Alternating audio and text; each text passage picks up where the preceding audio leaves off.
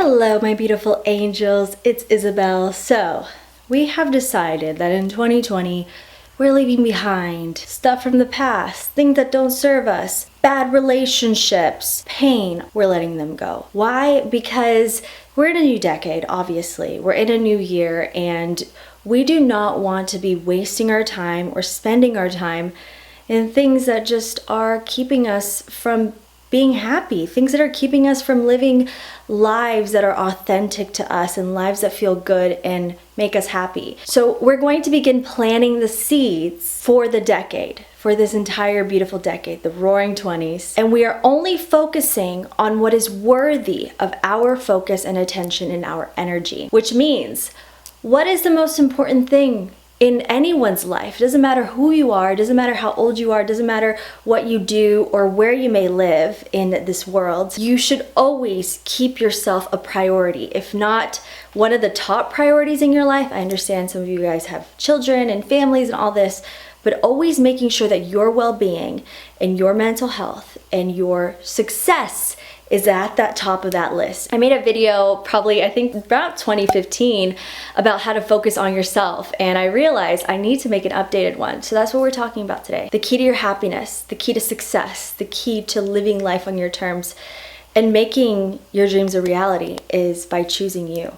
Choosing yourself. And the key to inner peace is to stop worrying about other people and what they're thinking, what they're doing, trying to control people outside of us. Because once we have control over ourselves and we have dominion over ourselves, we tend to start letting go and stop worrying about what people around us are doing or saying or thinking. Start focusing on yourself. It's not selfish, it's necessary. Tip number one is to figure out what you want out of life. This is the thing, guys. We often have too much outside noise or too many outside voices telling us what to do with our own lives. And because of this, we tend to focus too much on the outside world. We tend to focus too much on what other people are thinking or saying or doing in relation to us, because we are almost getting our energy or our love from external sources, which we have to be. And this is sometimes a little difficult for people to grasp, but we have to be our own love sources, our own energy sources. We have to be able to replenish ourselves and not be reliant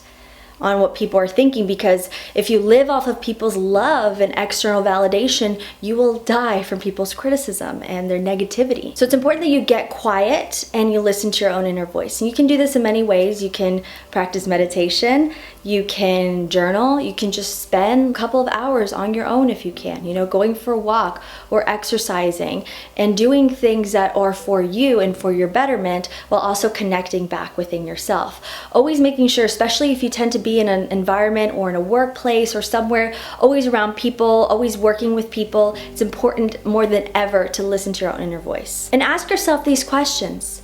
What feels right? What seems enjoyable to you? What feels enjoyable to you for you to do in your everyday life or in any decision you want to make? Really pay attention to the things that resonate, that feel good to you. Not in like a safe space, comfortable way, but in a way that's like, wow, this really ignites a fire in me. And ask these questions when deciding career paths, when getting into new hobbies or trying new things, in your goals, deciding your goals and deciding your dreams. And this leads you to finding a passion or a purpose. Now, I believe we can have multiple passions and purposes throughout life and throughout stages of our life. And to try to search for this big, grand purpose for you can seem really, really overwhelming and will put unnecessary stress or burden on you. So don't feel like you have to find a big passion. Like for me, whenever I was younger, my passion was theater and my passion was public speaking. And now I kind of do something along that here on YouTube, but I also figured out that I love to help people. I love to work with people. I love to do coaching. I love doing podcasting, and I'm doing that now, and that's part of my passion,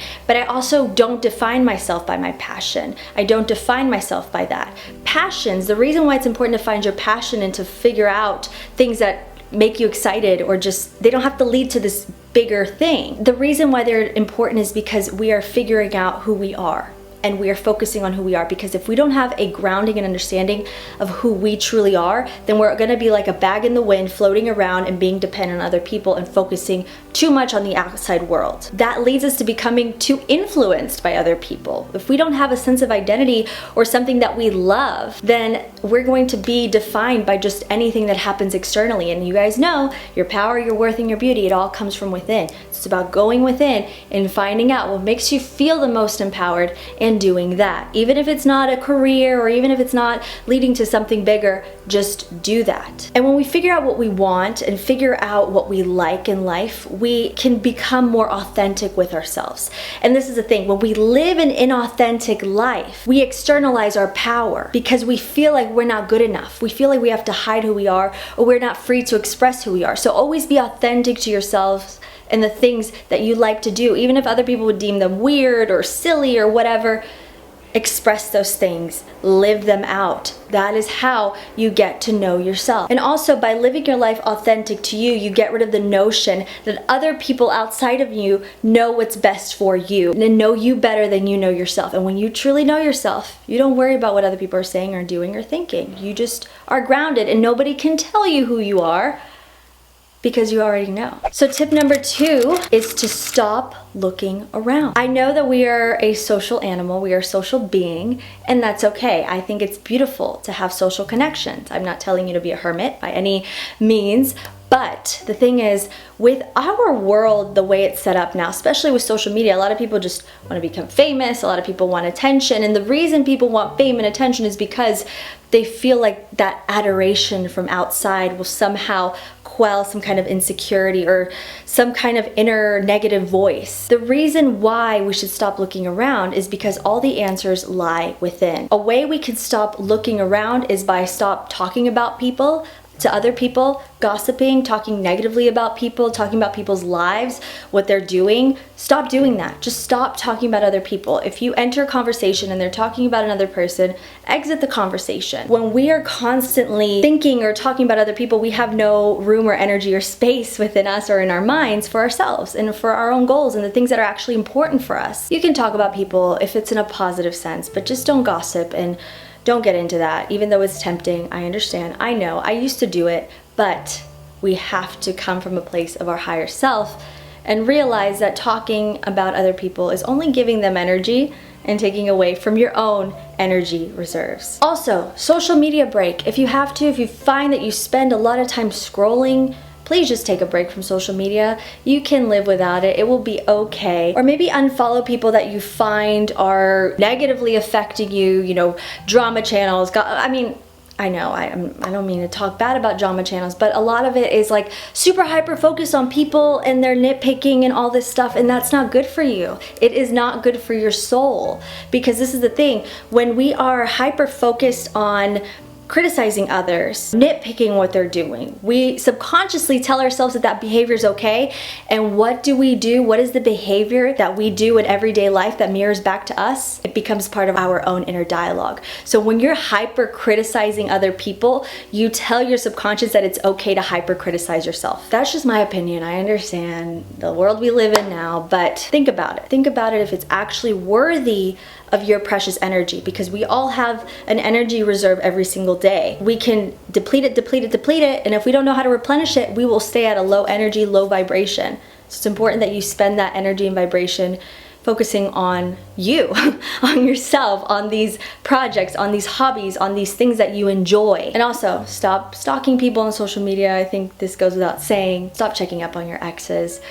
I promise you they're not doing better than you, and you have no idea how they're doing. Social media is only a highlight reel, so don't even go into that. All it's going to do is make you feel bad about yourself, or give you like a sudden rush of dopamine or whatever it could be, and it's not doing you any good. We have to stop giving into these habits that aren't giving us anything in return. Make sure that your habits and things you do daily are replenishing your energy source and not depleting it. Which brings me on to my next tip, and that is to be conscious of what you're feeding your mind and your brain. This might seem kind of silly to some people, but this is important.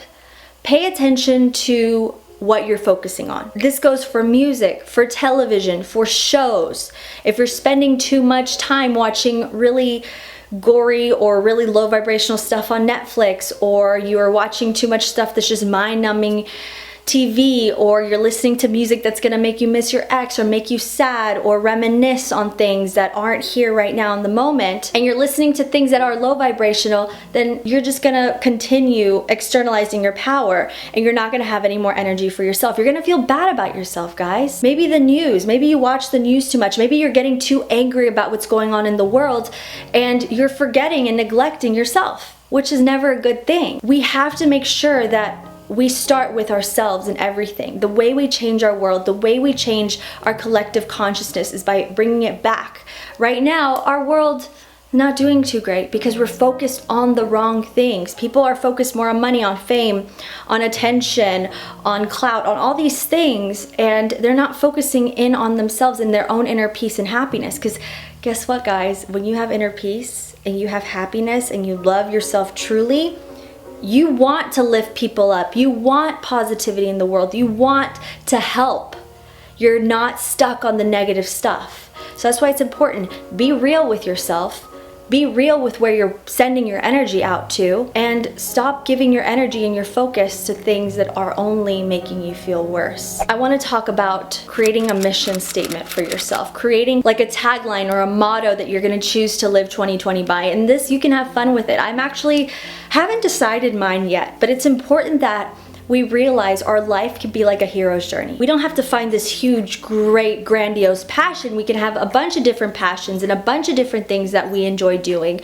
But what's important is that we make a positive mark on this world in a way that gives us something to occupy ourselves with. Now, that could be your work. That can be in creating and putting art out into the world. It can be in so many ways. It doesn't have to be like it was in the storybooks or in a novel. It can be in any way that feels right to you and feels fun to you, because this is the thing. If we don't have an objective in life, like whenever you go and take a test, your objective is to get an A, or to ace it, or to pass it, or whatever it could be, whatever your objective is. That is what keeps you in the test. That is what has you focus on studying. That is what has you show up to that test. That's what has you filling in the bubbles. That's what has you occupied. That idea that you want to either ace it or pass it or whatever it may be, get a certain score.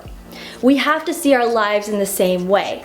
If we're just going around, floating around, not really directing our attention to any one thing and just kind of all over the place, then we're going to get lost and veer off track, and we're going to lose ourselves. So it's important you ask yourself, what do I want to do with my life? That's simple. Not what do my parents want, not what society wants, not any of this other stuff, but what do me, myself, what do I, Isabel, want to do with my life? Taking that, could be anything you want. I'm not putting limits on you. I'm not even gonna give examples because it could be something so unique and so different to you. You probably can't even put a word to it. But let's choose that one objective, and now let's formulate a tagline to that objective. And a tagline could be, like for me last year was fortune favors the bold. It was, I'm gonna be more bold this year. I'm gonna speak my mind. And the reason why we create this objective and create a tagline is so we can remember it in times where we feel like we're veering off track, when we're too hyper-focused on outside opinions and what people are doing and saying. When we're checking up on our exes too much, when we care too much what somebody's thinking, worrying and waiting by the phone that somebody's not texting us or calling us. That is what you snap back into. Because you were born for a reason. And it could be that you haven't figured it out yet because you haven't tried enough things. You have been too focused on other things or other people or things that aren't worthy of your attention. Perhaps you've just been focused on other things, and that's fine. Be compassionate with yourself, but also be real with yourself. Look at yourself in the mirror. That person in the mirror, you have to love that person, because imagine being with the person you hate the most in this world. Imagine being with them 24/7. They're there when you're brushing your teeth. They're there when you're eating a meal. They're there when you're driving to work. They're there when you're taking a test. They're always there saying all this negative stuff to you. You don't like them. That's what it feels like when you don't like yourself, when you don't love yourself. So look yourself in the mirror. Maybe be real with yourself. Say, hey, I haven't liked you for a while. I don't like who you are. I don't like what you've become. And that's fine. We have to be accountable to ourselves. So looking yourself in the eye and saying, this is what we're going to change. I'm sorry for everything that happened in the past. I'm sorry for the times that I've neglected you. I'm sorry for the times that I've put you on the back burner. I'm sorry for the times that I spoke badly to you. We're gonna start fresh. We're gonna start new. And you're gonna be my priority. And in this dialogue, in this conversation, could be metaphorically, or you could literally do this, you start to create a plan, devise a plan. And the plan doesn't have to be something big or something grandiose or, all these things. Literally make it a plan that you can execute every single day. Or take one step that you're gonna do every single day that is going to add up into something bigger later on. Because in changing our lives and focusing on ourselves, it's not like we have to revamp our entire life right now. It's about deciding, committing to yourself, and saying, this is what you deserve, and I'm not waiting for anyone else to give this to you, I'm gonna give it to you. I can't stress the importance of this. I cannot stress the importance of showing up and committing to yourself, even when nobody else is doing it, even when everyone else in the world treats you poorly. If you show up and love yourself as you are, and you put in the work for yourself to be your best self, and you don't neglect yourself, you don't say, oh, I'm not gonna go to the gym today, I'm too lazy, and you actually commit, you're gonna see how the world around you begins to change. And not just the way people see you and view you, but opportunities will arise, momentums will happen, mountains will be moved, the universe will literally step in and guide you through this. But you have to be authentic and real with yourself, because you can lie to everyone else in the world but not yourself. And it doesn't matter how old you are, it doesn't matter what walk of life you're in, it doesn't matter if you're a parent or a spouse or whoever you may be. You can change your life and get to a place where you are your main focus, where you put yourself above all else in this physical world, because you know that that is where your power lies. The moment that you fall down to the bottom, our insecurities come up, our relationships suffer, we hurt other people because of the pain we feel within and the disconnection we feel with ourselves. So make 2020 perhaps the year that you show up for yourself, the year that you decide, is that worthy of my precious energy? No, it's not. Let me focus on something that lights a fire in me, something that I enjoy. And if you don't know what that is yet, keep searching, keep trying new things, keep getting out of your comfort zone, because that is how we take our power back, by just being our truest selves and showing up for ourselves. And always listening to that inner voice, because perhaps the inner voice could be kind of negative. If it's negative and it's self-sabotaging and it's tearing you down, that's not your true self. That's probably the ego and limiting beliefs, and you've taken in the voices of outside people. And in that case, start to shift your belief system. Your inner voice is guidance. Your inner voice is patient. It's calm. But the more you tap into yourself, spending time in meditation, being alone, you're going to see it's going to become louder. And soon it's going to be your dominant voice. So leave behind those old habits, those old relationships, cut off relationships that aren't serving you. Stay off of your phone, just being with yourself, and everything will begin to shift in your favor. All right, guys, so I hope this video was helpful. If it was, please be sure to hit thumbs up and also subscribe to my channel to see more videos from me. Check out my podcast, Taking Back Your Power. It's available basically on all platforms, I believe. I love you so very much. And always remember this, my angels. No matter who you may be in this life, no matter what you may be going through, no matter what you look like or what your life is like, always remember your true beauty, your true worth, and your true power always come from within. I love you all, and I will see you in my next video. Bye-bye.